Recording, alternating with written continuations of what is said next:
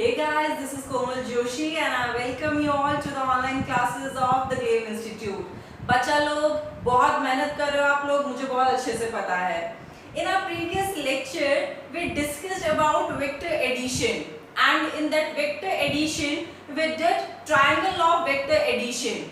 And today we are going to discuss the parallelogram law of vector addition. अब सवाल उठता है मन में कि मैम जब वेक्टर्स को ही ऐड करना है then what is the need of two rules. There is a need because in triangle of vector addition मैंने कोई ऐसी कंडीशन नहीं रखी थी कि जो वेक्टर्स है वो को इनिशियल होने चाहिए, को टर्मिनस होने चाहिए, ऐसी कोई कंडीशन नहीं थी. That means in triangle of vector addition the vectors are not co-initial, neither they are co-terminus. But in parallelogram law of vector addition, we take two co-initial vectors. There is a difference. Okay. In triangle of vector addition क्या देखा था हमने? If we can represent two vectors by the two sides of a triangle,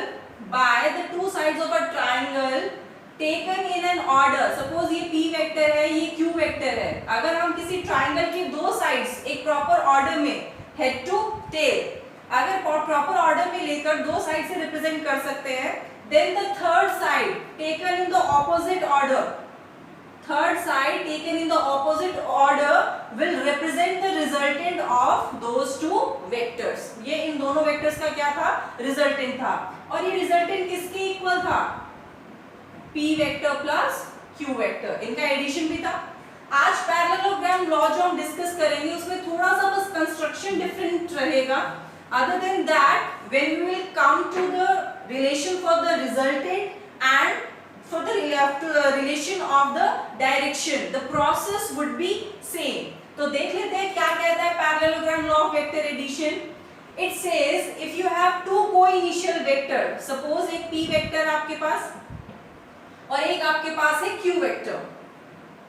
And if these two vectors are co-initial vectors, एक ही point पे work कर रहे हैं तो co-initial होंगे. इनका जो इनिशिएटिव पॉइंट है वो सेम है, तो ये दोनों को-इनिशियल वेक्टर्स होंगे.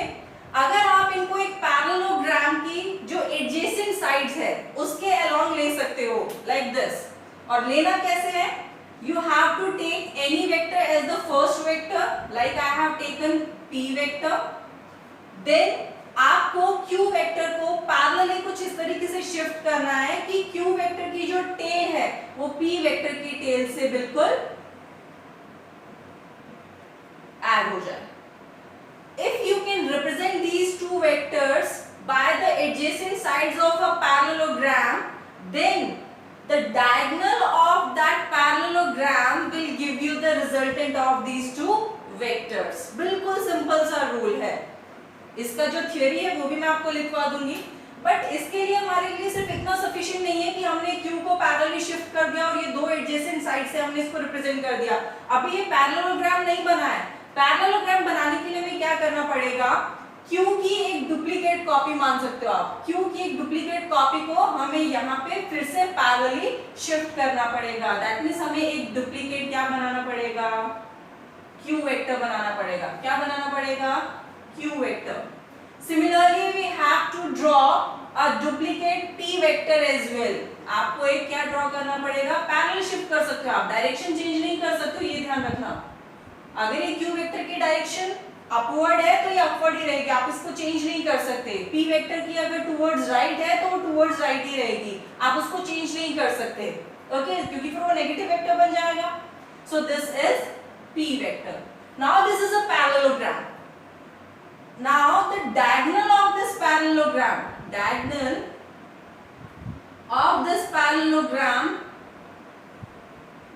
will give you the resultant vector. और ये जो resultant vector है ये इन दोनों वेक्टर्स का क्या होगा? एडिशन होगा. P vector plus Q vector. ये सिंपल सा हमारा parallelogram law of vector addition है. क्या करना है हमें? दो कोइनिशियल वेक्टर्स लेने हैं, उनको पैरेललोग्राम की जो दो एडजेसेंट साइड्स है उनके अलाउंग हमें उसे क्या करना है? प्लेस करना है. फिर उन्हीं के पैरेलल उनकी डुप्लीकेट जो कॉपी है उन वेक्टर्स को भी अरेंज करना है to make a complete parallelogram. And then the diagonal of that parallelogram, जहां इनिशियल पॉइंट क्या होगा इस रिजल्टेंट वेक्टर का? वही इनिशियल पॉइंट जहां से आपने इन Q और P का इनिशियल पॉइंट लिया है, इसको ओरिजिन मान सकते हैं, O बोल सकते हैं इसको, okay. Then this diagonal will represent the resultant vector which will be equal to the addition of these two vectors. आ रही है बात समझ? मैथमेटिकली देख लें इसको। अब मैथमेटिकली हमें क्या फाइंड आउट करना है? वही जो हमने ट्राइंगल ऑफ वेक्टर एडिशन में किया था, the resultant and the direction of the resultant. For that we have to consider the very first thing is that the Q and P they are at a certain angle theta with each other. दोनों के बीच का angle कितना है? Theta है। Clear है? उसके बाद हम थोड़ा सा और कंस्ट्रक्शन करेंगे, वो क्या कि हम एक परपेंडिकुलर ड्रॉ करेंगे from this certain point. Suppose this point is O, A and इसको B ले लो, B C। अब इस पॉइंट से हम क्या करेंगे? परपेंडिकुलर ड्रॉ करेंगे। And if I will draw perpendicular, let me name it CN। ये परपेंडिकुलर हमने ड्रॉ किया। अब अगर ये एंगल थीटा है, if this angle is theta, तो फिर ये एंगल भी कितना होगा? थीटा होगा। कोई इसमें समझने वाली इस बात नहीं है। If this angle is theta then this angle will also be theta. Clear है ये चीज? और ये जो रिजल्टेंट है, मैं मान लेती हूँ कि इसकी जो डायरेक्शन है उसको हम किससे रिप्रेजेंट कर रहे हैं? अल्फा से रिप्रेजेंट कर रहे हैं। किसी भी एक वेक्टर से हम इसकी डायरेक्शन दिखाते हैं, तो P वेक्टर से मैंने इसकी डायरेक्शन कितनी दिखा दी? अल्फा। क्लियर है? ओके। अब क्या करना है हमें? कुछ भी नहीं करना। ट्राइंगल कौन सा लेना है? Triangle CAN, the right angle triangle CAN। In triangle ACN, इस ट्राइंगल को देखना है। और इस ट्राइंगल से हमें एक तो साइन थीटा की वैल्यू चाहिए और दूसरी मुझे किसकी वैल्यू चाहिए? कोस थीटा की वैल्यू चाहिए। तो first of all sine theta किसके इक्वल आएगा? Sine theta, sine theta opposite side by hypotenuse कितना आएगा? Opposite side CN divided by AC। तो यहां से CN किसके इक्विवेलेंट आएगा? AC sin theta. अब ये AC क्या है? AC की लेंथ किसको रिप्रेजेंट करेगी? I have already told you that the length of the vector represents the magnitude of the given vector. तो AC पूरी लेंथ ही तो है, तो वो लेंथ किसको रिप्रेजेंट करेगी? Magnitude of this Q vector. तो यहां हम AC की जगह और क्या लिख सकते हैं? Magnitude of Q vector and sine theta.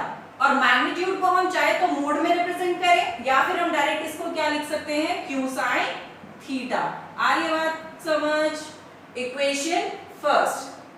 Similarly we have to find the value of cos theta. करो फटाफट से, बहुत समझदार हो आप लोग, बहुत जल्दी आप लोग cos थीटा की वैल्यू फाइंड आउट कर सकते हो। क्या होगी cos थीटा की value? cos theta is always the adjacent side by hypotenuse। तो adjacent side कितना है? AN। So AN, so cos theta is AN, देखो adjacent side AN divided by AC। तो यहां से AN किसके इक्विवेलेंट आ जाएगा? AN would be equals to AC cos theta।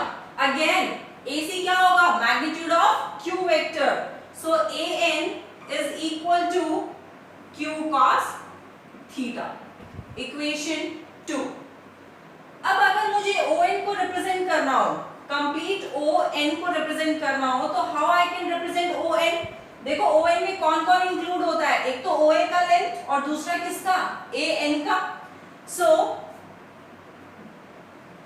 one more thing we will write that ON, अभी हमें इसकी जरूरत पड़ेगी। ON किसके इक्विवेलेंट होगा? OA प्लस AN, जहां पे OA किसके इक्विवेलेंट होगा? OA किसके इक्विवेलेंट होगा? Length of the P vector, that means the magnitude of P vector. So ON would be equals to magnitude of P vector, that is P plus AN। AN अभी निकाला हमने कितना? Q cos theta, Q cos theta. तो आप चाहो तो इसको equation second दे दो या फिर इसको भी हम क्या दे सकते हैं? Equation second. वो हमारे लिए थोड़ा सा इजी हो जाएगा क्योंकि अभी हमें इसकी जरूरत पड़ने वाली है। क्लियर? नाउ करना क्या है, रिजल्टेंट निकालना है। तो अब हम कौन सा ट्राइंगल कंसीडर कर सकते हैं to find out the triangle, sorry to find out the resultant. कौन सा ट्राइंगल कंसीडर करेंगे, ट्राइंगल ओ सी एन। कौन सा ट्राइंगल कंसीडर करेंगे, ओ सी एंड एन। करें इसको। सो in triangle O C N, अब देखो इस ट्राइंगल को, ये भी तो एक राइट एंगल ट्राइंगल है। अगर ये राइट एंगल ट्राइंगल तो पाइथागोरन थ्योरम से, बाय पाइथागोरन थ्योरम ओ सी वेक्टर है, इस वेक्टर का जो स्क्वायर है, लेंथ है तो मैग्नीट्यूड भी ले सकते हैं, इसके मैग्नीट्यूड का जो स्क्वायर है वो किसके इक्वल आएगा, किसके इक्वल आएगा, O N square plus C N square, O N square plus C N square. Magnitude तो लेना है हमें। ओके, सो ओ सी किसके इक्वल है, रिजल्टेंट के इक्वल है, आर स्क्वायर के इक्वलेंट होगा, आर स्क्वायर। आप इसको डायरेक्ट आर स्क्वायर भी लिख सकते हो या फिर आर मैग्नीट्यूड का स्क्वायर, ये भी हम लिख सकते हैं। इक्वल्स टू ओ एन, कितना होगा O N, P plus Q cos theta square plus C N कितना था, अभी हमने फाइंड आउट किया था, Q sine theta, that means Q sine theta square. क्या ये इक्वेशन वही नहीं बन गई जो हमने ट्राइंगल लॉ में की थी? तो मैंने पहले ही बताया था कि जो हमने ट्राइंगल लॉ में किया है एज इट इज हमें उसी प्रोसेस को फॉलो करना है। आगे करें इसको solve. So R square would be equals to, देखो इसकी होल स्क्वायर ओपन करो, P square plus Q square cos square theta plus 2pq cos theta, यही आएगा, प्लस क्यू साइन थीटा का होल स्क्वायर है तो ये क्या बनेगा, Q square sine square theta. Now Q square cos square theta, Q square sine square theta common आ जाएगा, क्यू स्क्वायर तो क्या बचेगा, cos square theta plus sine square theta. So P square plus Q square common ले लो, क्या बचेगा, cos square theta plus sine square theta, और प्लस में क्या बचेगा, 2pq cos theta. This is the identity, cos square theta plus sin square theta equals to 1। So r square would be equals to p square plus q square plus 2pq cos theta. ये हमारे पास r square की value आ गई। किसकी value आ गई, r square, यानी कि रिजल्टेंट के लिए हमने रिलेशन फाइंड आउट कर लिया। r किसके इक्वल हो जाएगा, under the root p square plus q square plus 2pq cos theta. This is again the relation for the resultant of these two vectors. Wasn't it easy? Yes, it was. था क्या, कुछ भी तो नहीं, बहुत ही basic सी calculation. आपको सिर्फ concept को समझना होता है, इन कैलकुलेशन में इतना कुछ भी डिफिकल्ट नहीं है। पर अभी काम खत्म नहीं हुआ है, क्यों, क्योंकि रिजल्टेंट तो निकाल लिया। सपोज ये 5 न्यूटन, ये 10 न्यूटन, तो ये भी कुछ ना कुछ फोर्स वैल्यू होगी, बट किस डायरेक्शन में होगी, एग्जांपल दिया था, इस मार्कर पे एक तरफ से तुम फोर्स लगाओ अपवर्ड, एक तरफ से लगाओ तुम राइट साइड में, तो किस तरफ मूव करेगा हमें नहीं पता, हमें कौन बताएगा, the direction of the resultant. So in which direction, with how much force the marker will move, वो तो हमने फाइंड आउट कर लिया, that will given by magnitude, but in which direction, कौन सी डायरेक्शन में जाएगा भाई, इस तरीके से जाएगा, ऐसे जाएगा, ऐसे जाएगा, कैसे पता चलेगा, it would be given by the direction of resultant। तो करें फाइंड आउट, बहुत इंटेलिजेंट बच्चा हो आप लोग, बहुत अच्छे से इसको फाइंड आउट कर सकते हो, और मुझे तो लग रहा है अभी तक आपने कर भी लिया होगा, and you should be super fast। So the direction मैंने बोला था कि मैंने अल्फा लिया है a वेक्टर से, so 10 alpha with the same triangle OCN, with the same triangle, what would be the value of 10 alpha? 10 alpha किसके equal होगा, परपेंडिकुलर बाय बेस, किसके इक्वल होगा, perpendicular by base, so CN divided by ON इसी के equal होगा। So tan alpha would be equals to Cn कितना होगा Cn, अरे निकाला तो था Cn की वैल्यू, कितनी निकाली थी q sin theta, so tan alpha is q sin theta divided by ON, बताया था ON में OA भी होगा और AN भी होगा, तो ये किसके इक्वल था P plus Q cos theta, तो ये हमारी डायरेक्शन भी आ गई। Alpha would be equals to tan inverse what Q sin theta by P plus Q cos theta. कितनी आसानी से कर लिया हमने इसको। अब हमने रिजल्टेंट निकाल लिया और आपको डिफरेंस याद रखना है, the triangle of vector addition, उसमें जो वेक्टर्स हैं they are not coinitial either they are coterminous, but for the parallelogram law of vector addition we need to coinitial vectors. Clear? Now there is one more rule that is the polygon law of vector addition, और उसमें कुछ बहुत ऐसा कुछ है नहीं तो जो हमें समझना पड़े, बट ये जो parallelogram law of vector addition है या फिर जो triangle law of vector addition है, इनके कुछ स्पेसिफिक केसेस होते हैं। अगर वो केसेस हमें पता हो तो हमें इतना ज्यादा डेप्थ में इसको सॉल्व करने की जरूरत नहीं पड़ती। कुछ ऐसे क्वेश्चंस होते हैं जिनको हम डायरेक्टली भी सॉल्व कर सकते हैं। What are these cases? Let us see. For that you need to standard formulas, one for the magnitude of resultant and one for the direction of the resultant. Clear? Magnitude of resultant किसके equal है? r equals to p square plus q square plus 2pq cos theta. एक तो ये formula derive किया हमने, दूसरा कौन सा किया? Alpha is tan inverse q sin theta over p plus q cos theta. ये दो फॉर्मूलाज अभी तक हमने देखे, इन्हीं पे बात करते हैं। बात क्या करनी है? केस वन,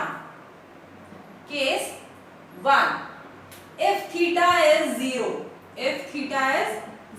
क्या मतलब है थीटा जीरो होने का मतलब? अभी तो ये p वेक्टर और q vector, p vector and q vector, they are at a certain angle theta. ये कुछ इस तरीके से इनके बीच का एंगल है, लाइक दिस। अभी एंगल कितना है? थीटा है, बट अगर इनके बीच का एंगल जीरो कर दिया जाए, बिल्कुल ऐसे कर दिया जाए, आ रही है बात समझ? एक तो मान लो फोर्स लग रहा है इस डायरेक्शन में, ठीक है, एक फोर्स लग रहा है कुछ इस डायरेक्शन में, तो इनके बीच का कोई ना कोई सर्टेन एंगल है कि नहीं?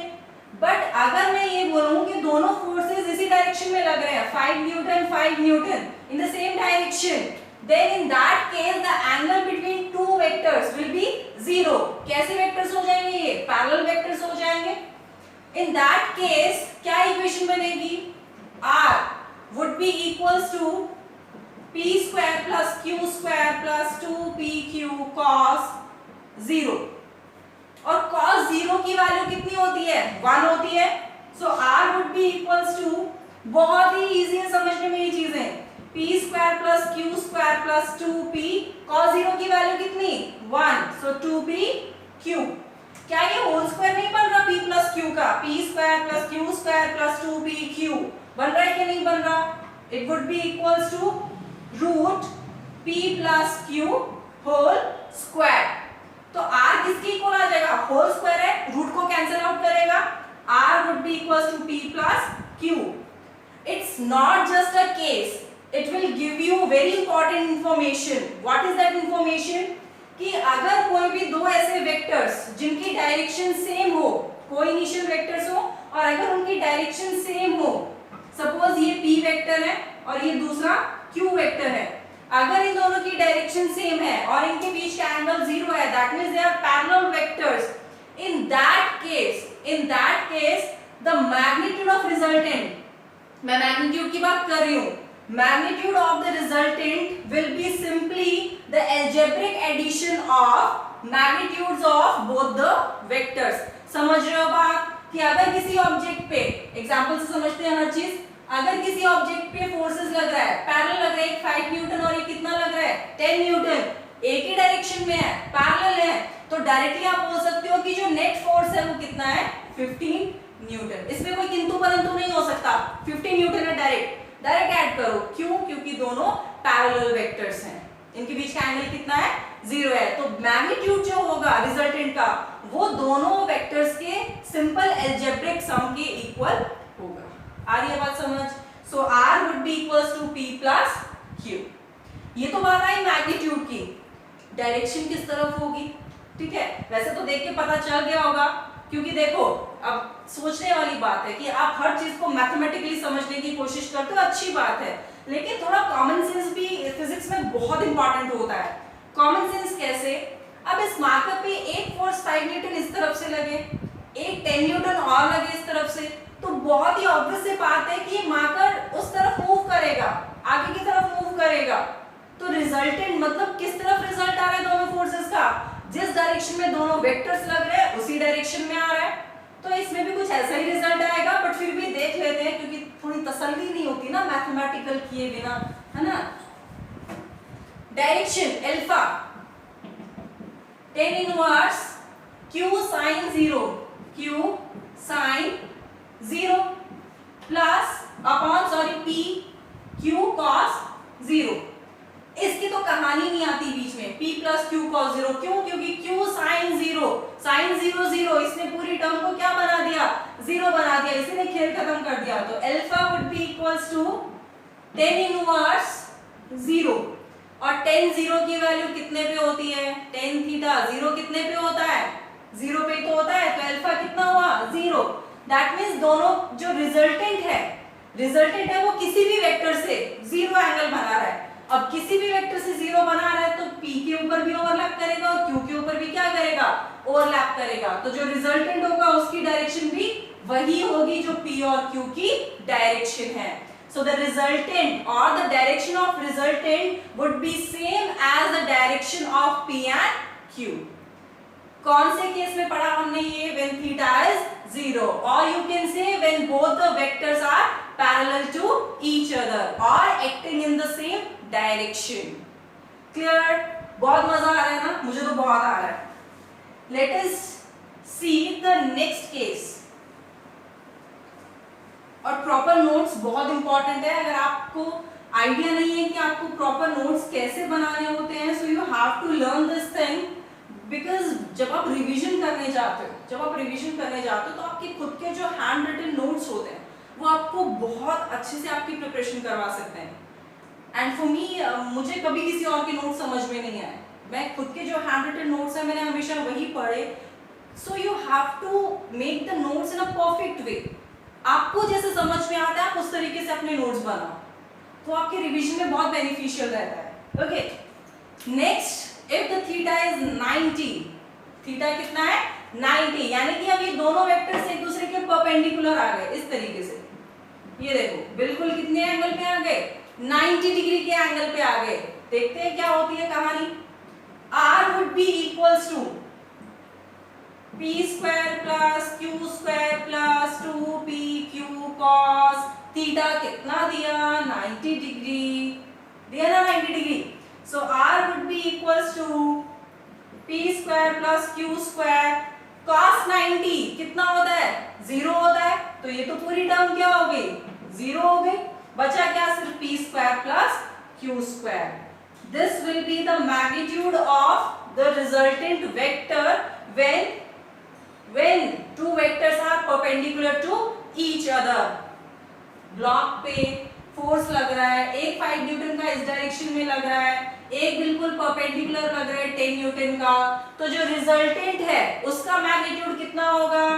सीधा रूट में 10 स्क्वायर प्लस 5 स्क्वायर, यानी कि p के मैग्नीट्यूड का स्क्वायर प्लस q के मैग्नीट्यूड का स्क्वायर, 10 स्क्वायर प्लस 5 स्क्वायर। ये आपको क्या दे देगा?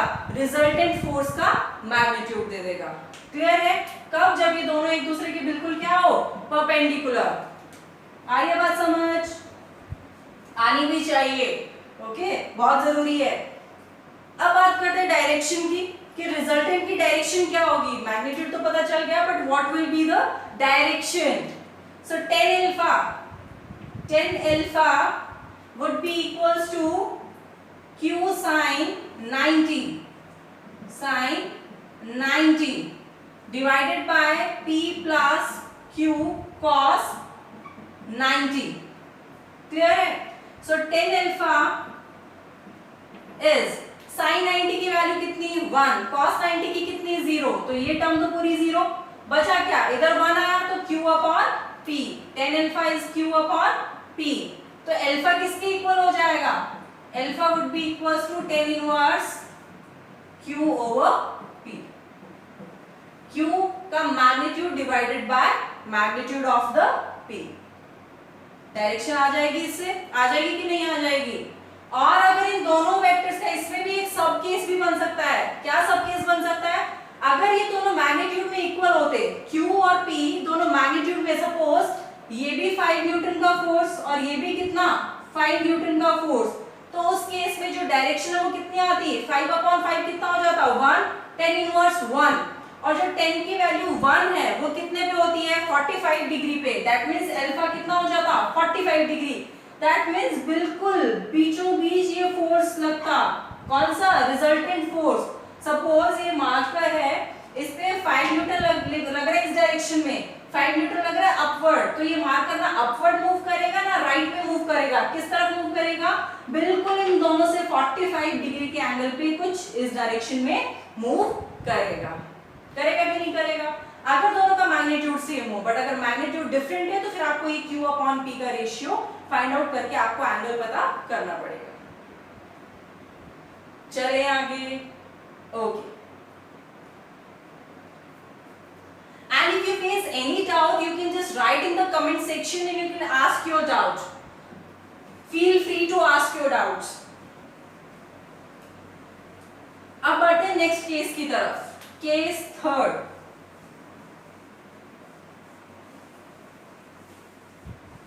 केस थर्ड, अब जब 0 ले लिया, 90 ले लिया, तो 180 भी ले लेते हैं। If theta is 180, 180 means P कुछ इस डायरेक्शन में और Q कुछ इस डायरेक्शन में, दोनों एक दूसरे के क्या, एंटी पैरेलल। ओके, देख लेते हैं कि रिजल्टेंट का मैग्नीट्यूड कितना आएगा और रिजल्टेंट की जो डायरेक्शन है वो कितनी आएगी। सो R would be equals to p square plus q square plus 2pq cos 180. R would be equals to p square plus q square plus 2pq cos 180 की वैल्यू कितनी होती है, cos 180 -1 होती है कि नहीं होती, -1, सो 2pq -1 है तो यहाँ पे माइनस आ जाएगा, r किसके इक्वल आएगा, डायरेक्ट यहीं भी लिख सकते हो -2pq किसके इक्वल आएगा, -2pq के इक्वल आएगा। अब ये क्या बन रहा है, p square plus q square minus 2pq, p minus q का होल स्क्वायर नहीं बन रहा है क्या, बन रहा है बिल्कुल। सो r क्या बन जाएगा, अंडर रूट में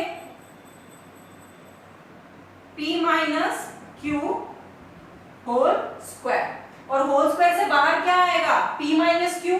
सो r इज इक्वल्स टू, यहाँ देखो मैं लूंगी plus minus p minus q, plus minus p minus q। ऐसा क्यों, क्योंकि जो रिजल्टेंट होता है, जो भी रिजल्टेंट का आप मैग्नीट्यूड निकाल रहे हो वो हमेशा क्या रहता है, पॉजिटिव रहता है। तो पॉजिटिव रहने के लिए, क्योंकि यहाँ हो सकता है q p से बड़ा हो, तो उस केस में तो ये नेगेटिव आ जाएगा, तो नेगेटिव आएगा तो नेगेटिव बाहर आकर इसको क्या बना देगा, positive. That's why I have taken here plus minus p minus q। Clear? क्योंकि जो रिजल्टेंट है वो p माइनस q भी हो सकता है, q माइनस p भी हो सकता है, डिपेंड करता है कि कौन सा ज्यादा है, q ज्यादा है या p ज्यादा है। Okay, so r is plus minus p minus q, ये तो मैग्नीट्यूड आ गया। अगर बात करें डायरेक्शन की, तो डायरेक्शन क्या होगी, देख लेते हैं क्या होगी डायरेक्शन। tan अल्फा या सीधा alpha tan inverse q sin 180, q sin 180 divided by p plus q cos 180। फिर से p प्लस q cos 180 की तो बारी नहीं आती, क्यों, क्योंकि जो q sin 180 है, sin 180 कितना 0, तो ये पूरी टर्म को क्या बनाएगा, 0 बनाएगा। सो अल्फा इज, और tan इनवर्स 0 कितने पे होगा, 0 पे, और ये 0 पे भी हो सकता है क्योंकि देखो sin भी 180 पे 0 होता है, तो 10 भी या तो 0 होता है 0 पे, और किस पे होता है 180 पे होता है, और किस पे होता है 180। क्या मतलब है, क्या इंफॉर्मेशन मिल रही है यहाँ से कि जो रिजल्टेंट है वो किसी एक वेक्टर से 0 एंगल भी बना सकता है और 180 का एंगल भी बना सकता है। अब ये कैसे पता चलेगा कि वो उसके पैरेलल होगा या एंटी पैरेलल होगा, कैसे पता चलेगा, वो आपको बताएंगे P और Q के मैग्नीट्यूड।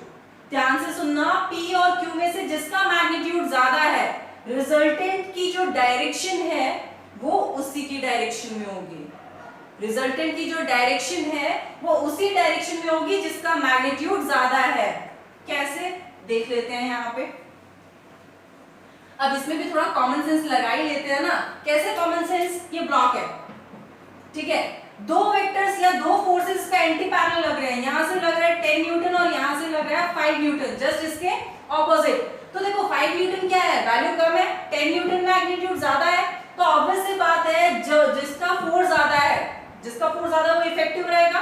भाई ज्यादा इसमें ताकत है ना, तो ब्लॉक किस तरफ मूव करेगा, इस तरफ मूव करेगा 5 न्यूटन को ओवरकम करके, क्योंकि 10 न्यूटन का जो 5 न्यूटन है वो तो इस 5 न्यूटन को ओवरकम करेगा, बचा हुआ 5 न्यूटन इसको मूव करवाने में क्या करेगा, हेल्प करेगा। तो डायरेक्शन किसकी तरफ हुई, जिसका मैग्नीट्यूड ज्यादा है उसकी तरफ रिजल्टेंट की डायरेक्शन है।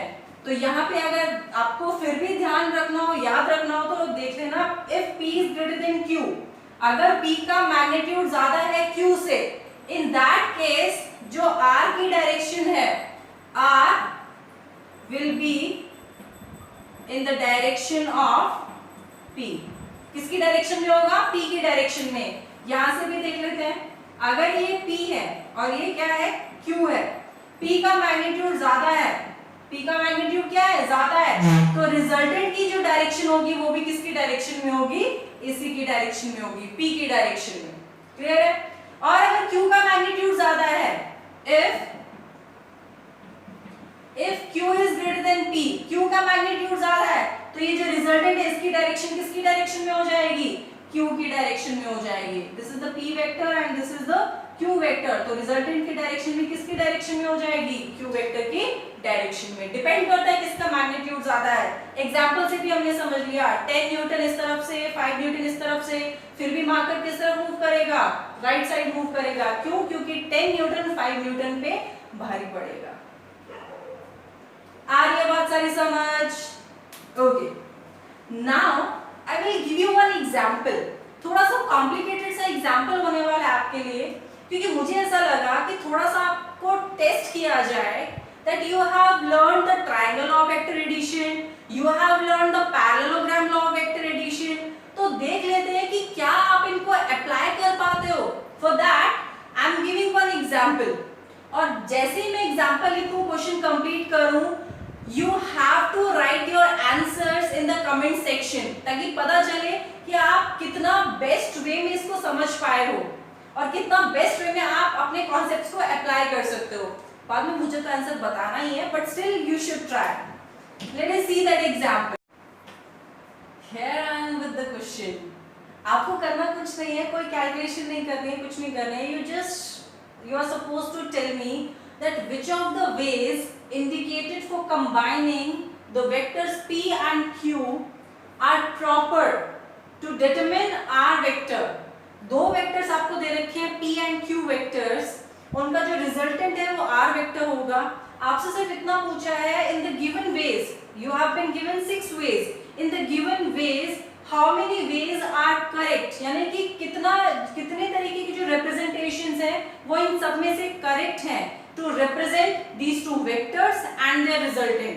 दोनों वेक्टर्स और उनका रिजल्टेंट, उनको रिप्रेजेंट करने के लिए इन 6 में से कितने जो वेज हैं वो करेक्ट हैं। फटाफट से बताओ, काउंटडाउन शुरू हो चुका है। बहुत इजी है, I can give you the hint। Only you are supposed to apply those two rules, triangle law of vector addition and parallelogram law of vector addition। Yes, you can do it। पूरा भरोसा है मुझे तुम लोगों पे।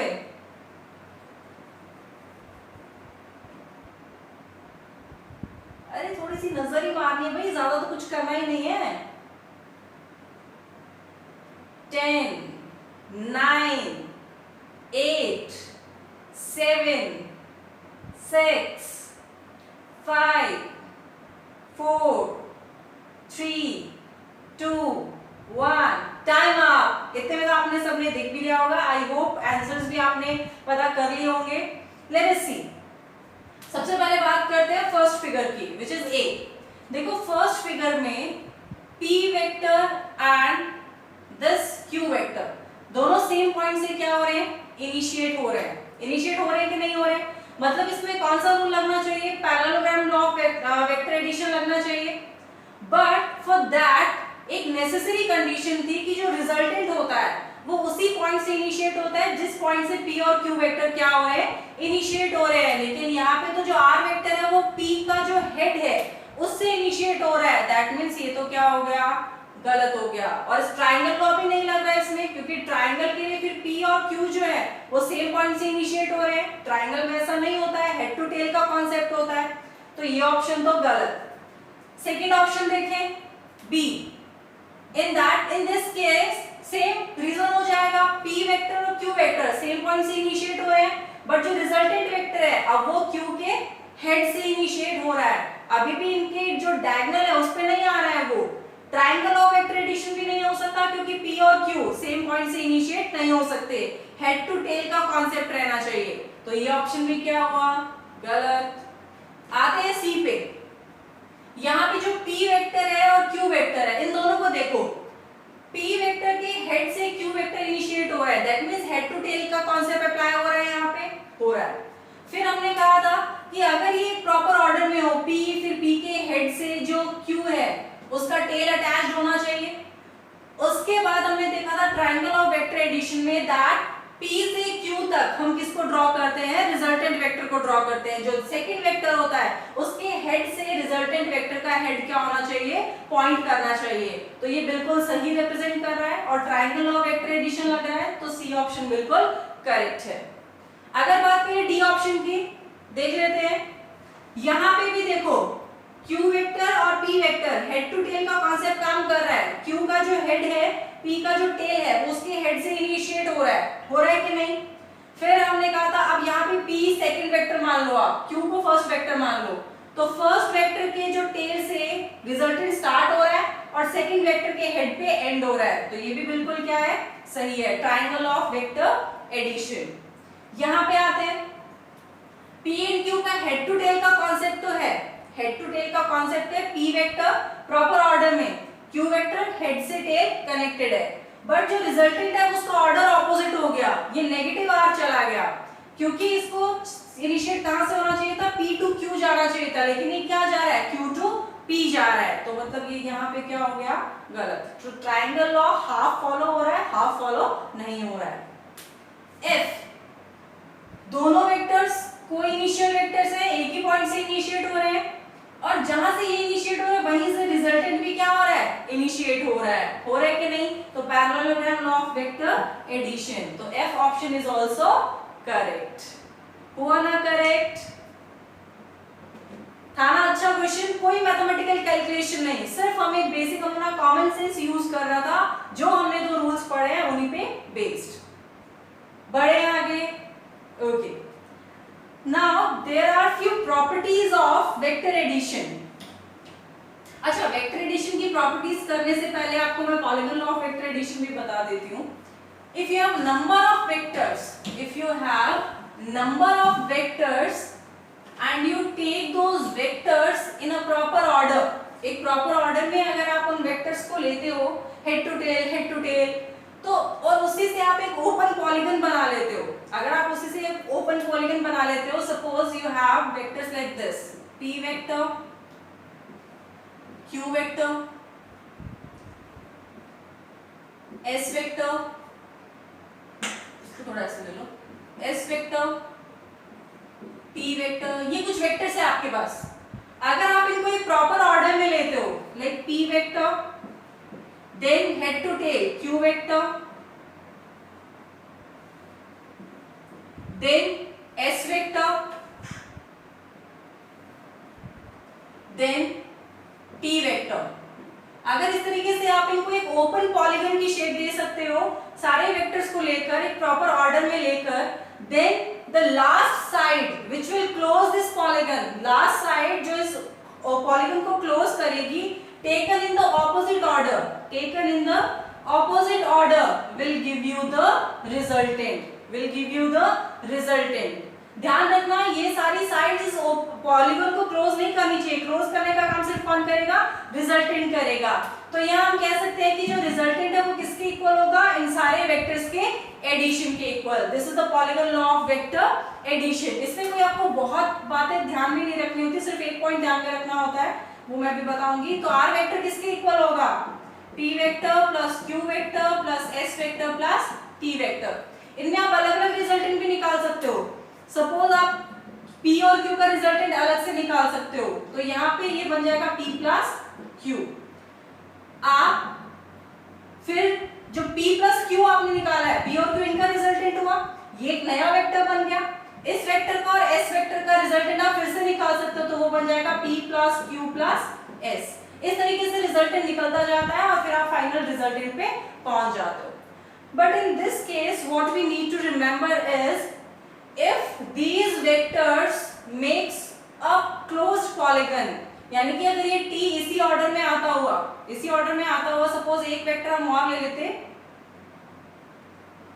U vector और ले लेते इस तरीके से, और वो इस पॉलीगन को क्लोज कर देता, तो इन सबका जो रिजल्टेंट होता वो क्या हो जाता, जीरो हो जाता. क्योंकि इनको प्रॉपर एक ऑर्डर में लिया आपने, प्रॉपर ऑर्डर में लेते लेते आपने इसी पॉलीगन को क्या कर दिया, क्लोज कर दिया. तो देखो आप इन दोनों का रिजल्टेंट रो इस डायरेक्शन में, इनका रो इस डायरेक्शन में, इनका रो किस जो एक दूसरे को ओवरलैपिंग करके कैंसिल करेंगे. सो जो ओवरऑल रिजल्टेंट रहेगा, जो ओवरऑल इफेक्ट रहेगा वो क्या रहेगा, zero. So they should create an open polygon, not a closed polygon.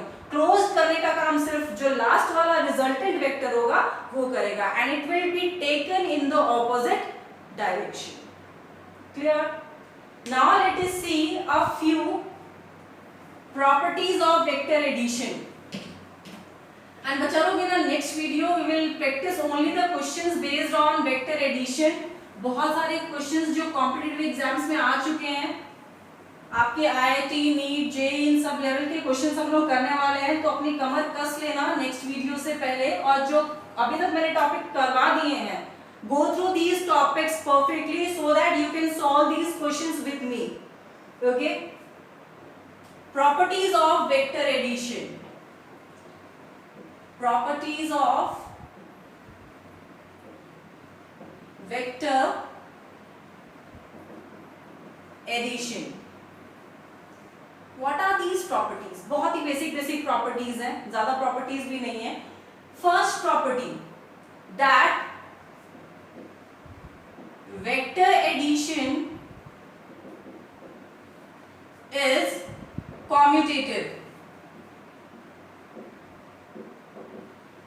Vector addition is commutative. क्या मतलब है commutative का? If you are taking two vectors P plus Q, तो इनका जो रिजल्ट आएगा, P plus Q का जो रिजल्ट आएगा, it will be same as the result of Q plus P vector.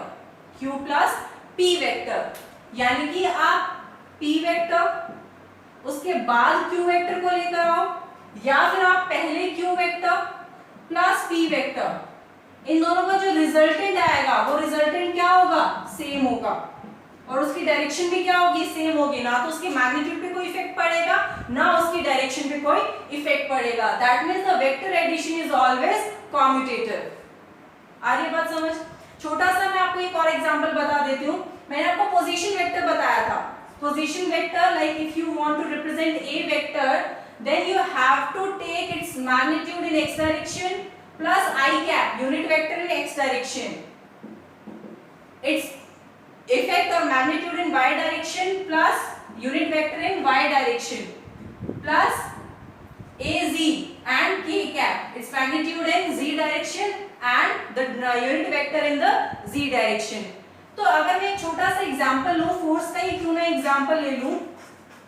Suppose आपके पास F1 फोर्स है, 2i cap plus 4j cap plus 1k cap, and F2 vector है आपके पास i cap plus 2j plus k cap, कुछ इस तरीके से. तो आप चाहे F1 प्लस F2 लिखो, F1 प्लस F2 लिखो, या आप F2 plus F1 vector, both cases are same, दोनों से जो भी रिजल्ट मिलेगा वो आपको बिल्कुल क्या मिलेगा, सेम मिलेगा। ठीक है, तो ऐड कैसे होते हैं, सिंपली ऐड होते हैं वेक्टर्स। तो इसमें कैसे ऐड होगा, 2i cap plus 4j cap plus k cap plus i cap plus 2j cap plus k cap equals to F2 plus F1 अगर करें तो i cap plus 2j cap plus k cap, पहले F2 को लिख लिया, plus 2i cap plus 4j cap plus k cap, दोनों तरफ result same आएगा। 2i cap plus i cap 3i cap plus 4j cap 2j cap 6j cap plus k cap 2k cap equals to, यहां same आएगा i cap plus 2i cap 3i cap 2j cap plus 4j cap 6j cap plus k cap plus k cap 2k cap, कोई फर्क नहीं पड़ेगा दोनों तरफ। So vector addition is always commutative. Clear? कोई ज्यादा इसमें दिमाग खराब करने वाली कोई चीज है ही नहीं, है ना? Now let us see the next property of vector addition. These are the very basic things you need to keep in your mind. Second property of vector addition. Vector addition is distributive. This vector addition is distributive. Distributive means if you are multiplying any scalar with two vectors, p vector plus q vector, अगर आप किसी भी scalar को multiply कर रहे हो vector addition से, p vector plus q vector से, then it will get distributed with both the vectors. तो ये बन जाएगा 2p vector plus 2q vector. इसको स्टैंडर्ड फॉर्म में हम कैसे लिख सकते हैं, we have any scalar lambda and if we are applying it to the addition of the vectors, then it will get distributed on both the vectors like lambda p vector plus lambda q vector. This is the distributive property of the vector addition. Clear? Third property. I'm not running with the topic. कुछ but इसमें कुछ ऐसा है ही नहीं कि आप बहुत ज्यादा इसको टाइम देके और समझो, बस प्रॉपर्टीज है, एडिशन है, एडिशन की प्रॉपर्टीज है, ये प्रॉपर्टी शो करता है addition, that's it. Third property is vector addition is